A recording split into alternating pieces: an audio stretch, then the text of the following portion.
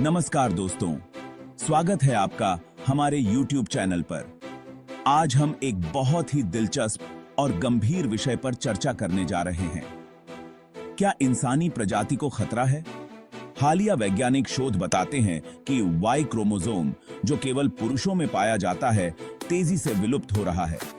अगर यह सही साबित होता है तो इसका असर केवल पुरुषों तक ही सीमित नहीं रहेगा, बल्कि पूरी मानव जाति पर पड़ सकता है। तो चलिए इस विषय में गहराई से जानते हैं। वाई क्रोमोसोम क्या है?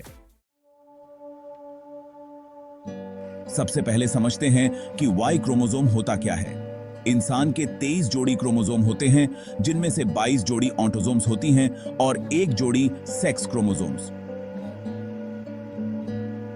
पुरुषों में सेक्स क्रोमोसोम्स होते हैं XY, जबकि महिलाओं में XX।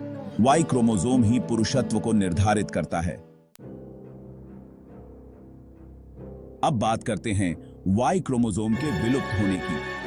अमेरिका के कैंसर स्टेट यूनिवर्सिटी की एक नवीनतम स्टडी के अनुसार वाई क्रोमोसोम में मौजूद जीन्स की संख्या पीढ़ी दर पीढ़ी कम हो रही है। वर्तमान में वाई क्रोमोसोम में लगभग 45 सक्रिय जीन्स हैं, जबकि प्रारंभिक समय में यह संख्या लगभग 1438 थी।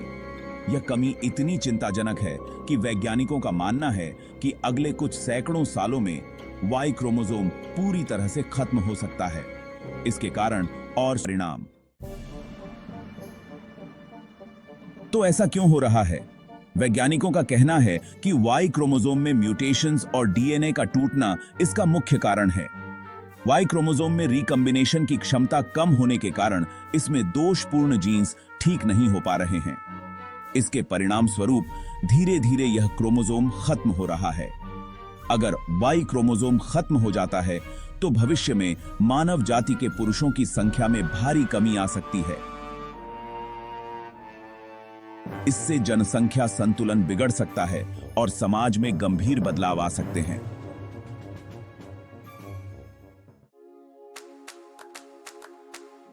महिलाओं पर इसका असर, लेकिन सिर्फ पुरुषों तक ही इसका असर नहीं रहेगा। महिलाओं में जो एक्स क्रोमोसोम होता है वह अपनी जोड़ी के साथ अधिक मजबूत होता जा रहा है। एक्स क्रोमोसोम में रिकॉम्बिनेशन की क्षमता अधिक है, जिससे यह बेहतर तरीके से अद्यतित होता है और इसमें दोष कम होते हैं। इसका मतलब है कि महिलाएं जैविक रूप से अधिक स्वस्थ और दीर्घायु होती हैं। ऐतिहासिक उदाहरण और इनब्रीडिंग इतिहास से भी हमें इस बात का ज्ञान मिलता है कि जब किसी खानदान में इनब्रीडिंग होती है तो जेनेटिक डिसऑर्डर्स पैदा होते हैं। मिसाल के तौर पर प्राचीन इजिप्शियन फिरोज और हैब्सबर्ग परिवार में इनब्रीडिंग के कारण कई जेनेटिक बीमारियां उत्पन्न हुई। यह दिखाता है कि जेनेटिक विविधता का होना कितना महत्वपूर्ण है। वैज्ञानिक दृष्टिकोण और संभावनाएं। वैज्ञानिक समुदाय में अब भी इस विषय पर बहस चल रही है। कुछ वैज्ञानिक मानते हैं कि वाई क्रोमोसोम का कमजोर होना एक स्वाभाविक प्रक्रिया है और यह समय के साथ ठीक हो जाएगा। वहीं अन्य वैज्ञानिकों का मानना है कि अगर अभी कदम नहीं उठाए गए तो यह एक गंभीर समस्या बन सकती है।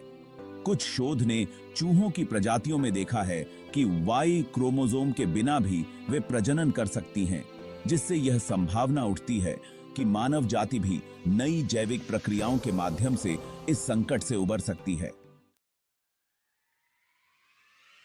निष्कर्ष और भविष्य की दिशा तो दोस्तों, यह स्पष्ट है कि वाई क्रोमोसोम का विलुप्त होना एक गंभीर समस्या है, लेकिन वैज्ञानिकों के पास इसके समाधान के लिए कई विकल्प भी हैं।